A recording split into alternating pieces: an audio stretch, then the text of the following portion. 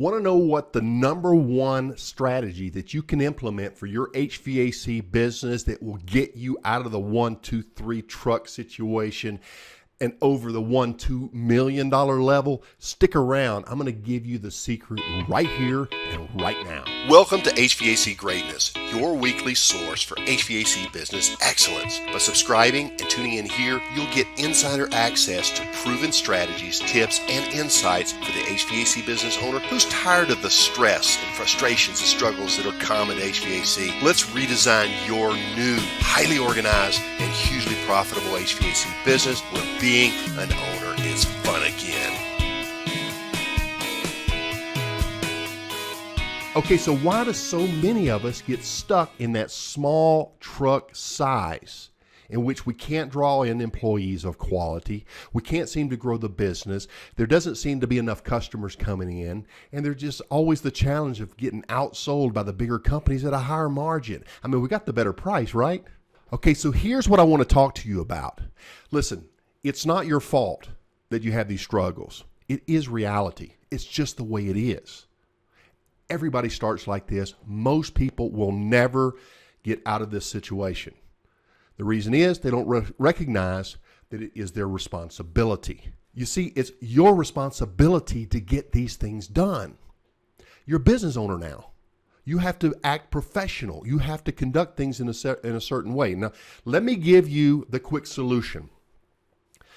We found out a long time ago in the HVAC business that we could take and give our employee or prospective employees a personality test as well as an aptitude test. And we can see that certain people are ideal for certain roles and they're terrible for other roles, right? So if you're hiring a salesperson, a comfort advisor, a comfort consultant, when you take this certain personality type and you put them in that role and they have the aptitude and you give them the training, you give them the support materials, go through the proper training and role playing and put them out selling, they're going to outsell your competition. So what's number one? Hire a good salesperson. Now hang on a minute, Pete. I don't have the business to do that. I'm getting to that. Hang on, bear with me. I know you're not big enough to hire somebody yet, but here's your point. Here's the point. You hire the best salesperson you can. Now, a service technician. Your best service technician will fit a different personality. And generally they have very strong technical sales, but they also must have very good people skills. Not like the comfort advisor. This is a unique personality differentiator, okay? It's a different personality, okay? Now, let's talk about business manager, that role. It takes a certain type of person to sit there and look at the numbers and go through and analyze our profits and loss and our chart of accounts and dissect and look into all these different things and move money over here. It's not the funnest work for most personality types, but there's a personality type that's ideal for that. And if you hire that person to manage your business, you have an office manager that's really good at that. Now you've got an organized business that's really going to help you out. And finally, what about leadership? What kind of personality could you hire or become that would draw all these great employees? People just want to come to your company and work. You got problem attracting good quality employees? There are reasons for all of this. Now, here's my point. In the meantime, while you want to hire that great salesperson and you want to hire these great technicians, you want to hire this great office manager, you want to hire these great leaders in other capacity, customer service reps, internal people, things of this nature. In the meantime, it's up to you. So what do you have to do? Well, one day you have your sales hat on. You're the comfort advisor. Maybe the very next job later that day, you have your service tech hat on and you're having to interact from a service capacity. Maybe that's your natural fit because that's where you came from. Then in the evening, you're having to crunch the numbers, figure out how I'm going to budget my marketing, for example, right? And then you're trying to recruit and hire people in because your workload's starting to pick up and you finally want to get somebody and you can't get good people. How many times have we heard that? Guys, here's the situation. You are fighting an uphill battle. Your personality is not flexible enough to meet all of these roles. So what do you do? Well, the answer is a lot simpler than you would think. What we do is we develop systems and processes for every role. and we follow them to a T. Consistently, habitually, religiously. You follow these steps to a T. So when you go in on a sales call, you have a different hat on. You've got the training. You've practiced through it. You know every step you take, and you go through. And trust me, everything matters. In sales, everything matters. So step one, you do this. Step two, you do that. And before you know it, you're competing against these big guys. Now you don't have the overhead perhaps, and you're not quite as expensive. Now you've come across just as professional, just as effective, and presented just as much value, and you're going to get more sales. Service tech side, same thing. If you have your systems in place and you strategically follow, your service call has step by step by step things that you do because you understand that it's more important how that customer feels when you leave than how that equipment feels when you leave. In other words, you can do an excellent technical job with the equipment and so-so with the people, and you're not going to grow. You're not going to grow. But you do a great job with your people, and you really get them liking you and saying, wow, this was great. This is good service. And the equipment is so-so. You'll still grow. You'll still grow doing mediocre work. Now, I would encourage that. You want to be excellent on both sides, but you really have to give priority to working with that homeowner, to making sure that he or she feel that warm and fuzzy in your presence. Wow, that guy was different. That lady was different. That person was excellent. That was a better experience, right? So that's there. The customer interaction on the telephone, there's a process where people answer your phone. Oh my gosh, this is better. Listen how professional they are. You think it doesn't matter. You think, oh, it'll just be me and I'll attract my customers. All I need is more customers. All I need is better advertising. I'm going to make it. You are self-delusional. I know I was too. I thought it was all about drawing more customers, better advertising.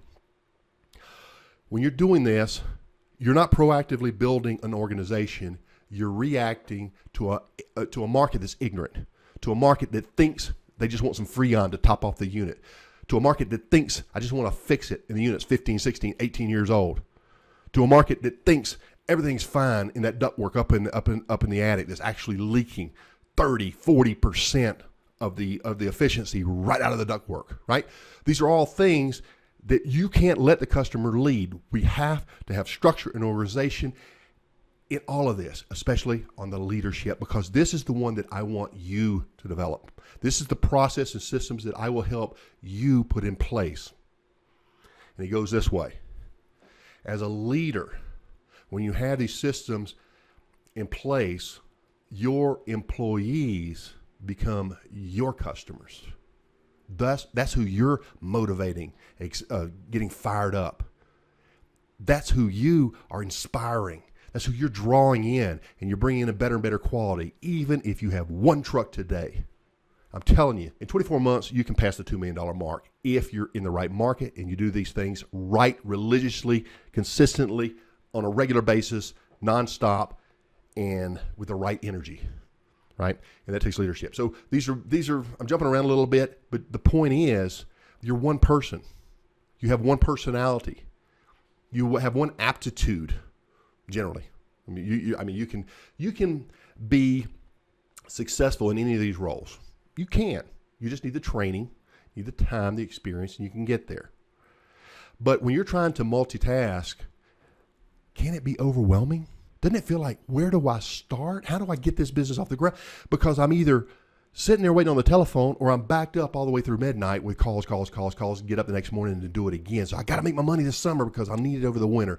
Wrong. I mean, right, if you want to continue that cycle again next year, but wrong if you want to convert that into an actual business that gives you consistent work even during the off seasons. Processes, systems. I call it HVAC greatness. You see, you can be the small organization that outshines the biggest company in your market. You can do it if you have the blueprint. I developed a program called HVAC Greatness Success Blueprint. If you're interested, we can talk about that. But in the meantime, I would like to invite you to come over to our Facebook private group. And it's called HVAC Greatness. So you're more than welcome to jump in. But remember, before you can get to the point where you can hire the best salesperson, hire the best technicians, the best maintenance techs, the best installers, the best office staff, office manager, all of these different capacities, you have to fill those roles first. You have to grow the customer base that will support the addition of these extra employees. You got to give them something to work with, or else have some pretty deep pockets and go out there and advertise and spend tens of thousands of dollars per month to keep all these people busy. You got to build your base. So it's up to you. Now, if you're listening to this and it doesn't ring true, if it doesn't resonate, you will, odds are against you, not make it. Let me tell you what the odds are. They did a study, and they said that the results were that in the first 5 years, out of 10 HVAC companies that go into business for themselves, 7 will fail within the first 5 years. 70% failure ratio. What about the other 3? Within the next 5 years, before their 10th year anniversary, most of those will fail as well. You may have 1 out of 10 that actually make it into a business. Now, it doesn't feel that way that first year. You're growing, your customers are loving you, you're out there. But I'm here to tell you, I'm 55 years old. I did it. I climbed in the attics. I worked those late nights. I took the time away from my family, my children, to hear somebody say, well, I really don't want to pay that. At one point, I got so frustrated, I said, right now, in my house, there's an 8-year-old boy who wants his daddy, and you're not going to pay me my time? I got to my point, you get to that point. We can't do that. What we have to do is take control and let the system work for us. Because if right now your feeling is that you don't own a company, but that you have a company that owns you, if you can't leave, go take a week off and come back and find your business better off than you found it, then you don't have a business. You've got a job. You've got a potential business, but you're not there yet. So pull it together, organize this training. It's not that hard. You can do it. We put all the processes in place. We help you go through it. When you come out the other end, you watch what happens to your sales. You watch what happens to your business, your employee desirability, attractability, approachability. People are going to start approaching you, wanting to do business with you, wanting to work for you. But in order to be approached, you have to be approachable. And that's what we're going to talk about on a lot of these systems. Hopefully you'll jump in and join us. Pete Ramsey here, HVAC Greatness. I'll see you on the other side. You take care now. Bye-bye. Hey, it's Pete. A quick thank you for joining me today on HVAC Greatness, or maybe just letting me keep you company as you're out running about. Either way, I sincerely hope that you picked up on something today that might help you and your business progress on your journey to HVAC Greatness. Want more? Make sure we stay on the air. Share the podcast with a friend, rate and review it, and be sure to subscribe to our email list at hvacgreatness.com so that you don't miss anything. This is Pete Ramsey signing out and reminding you why your customers love your business and what makes your company great. In one word, you. So let's keep refining your already good image and make it truly great.